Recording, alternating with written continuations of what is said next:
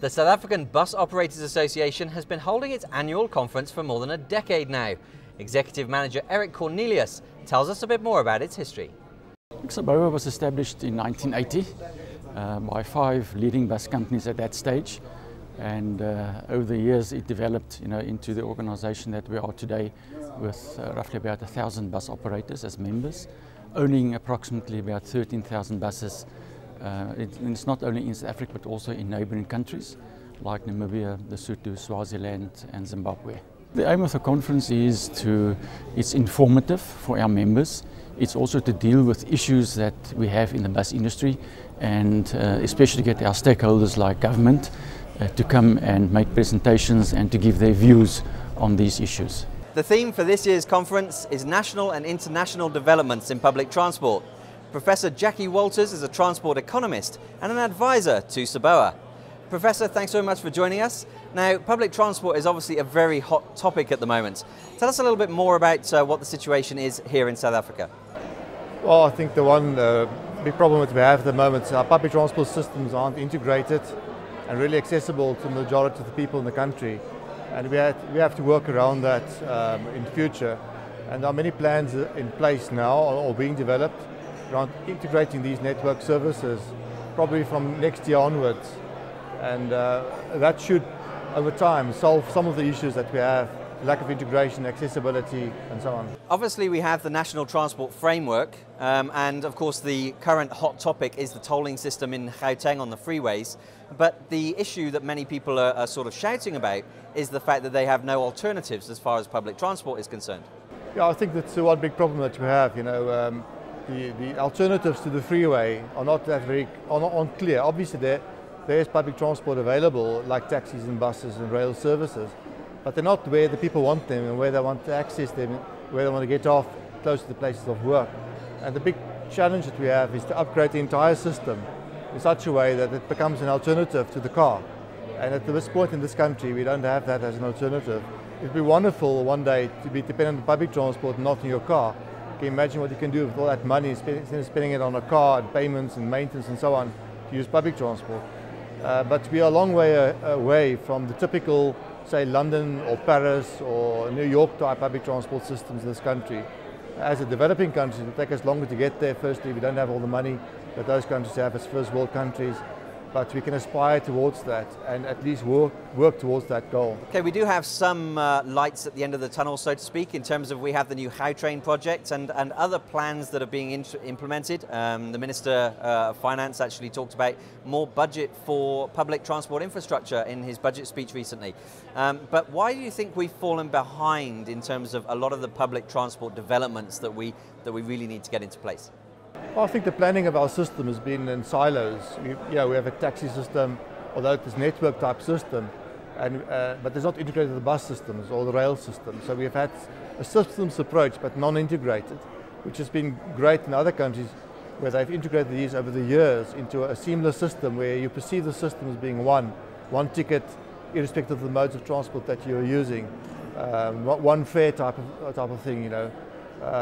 That's what we're aspiring to, and we have to begin that process. The Gautrain is a step in the right direction, especially when it opens up between Tshwane and Johannesburg. I think it'll take some pressure off the freeway system.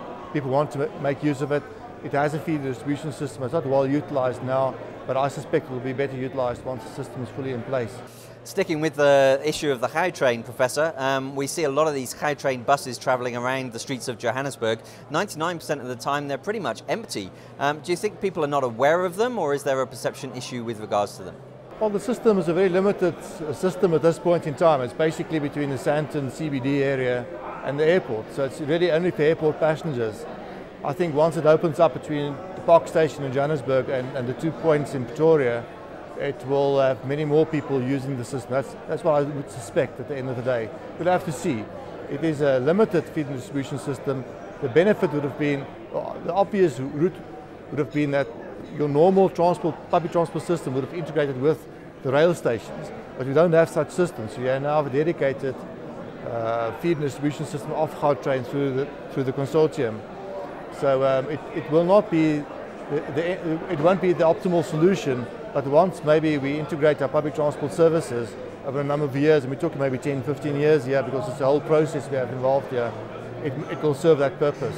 The support services to Gautrain. So I think it's not uncommon that these services aren't properly used, because it's a very limited service between the airport and Sandton at this point in time. Now, Minister Gordon obviously talked a lot about the public transport issue. Is it a situation where the current government is dealing with historical issues, obviously with respect to the taxis and the whole infrastructure development? Well, they're dealing with both. I think they're dealing with historical problems, which has been funding, lack of integration of services, and so on. And I think government is serious. There are very good strategy documents out, the 2007 strategy documents. Funding has been made available, additional funding has been made available. I think the public outcry that we've had, because of the remarks of the minister around using public transport, but also last year with the World Cup, a lot of emphasis was placed on upgrading public transport systems for the World Cup. That's put it's placed public transport in the upper part of the people's minds in South Africa. And I think there's now enough momentum to get this really going, to get this ball going. But the main thing is to get the funding and the support systems in place to make this thing work. But it's not going to happen overnight. It's going to happen over a period of time. So we're about sort of 10 to 15 years. Yes. If you look at the BRT system in Johannesburg, the rollout is up until 2018. If you look at the renewal of metro rail services, it's up until 2018. You're looking at long term. You have to phase these things in, and we have to learn as we go. It's a brand new thing. If you look at the contracting regime for bus services or public transport services, the one contracting regime we have to go for is the gross cost contract. We haven't experimented with that in this country, but yet we need that in urban areas. So we have to feel our way through. We have to learn as we go, make mistakes, learn from the mistakes, until we get to a solution where we think it's appropriate for this country and its development.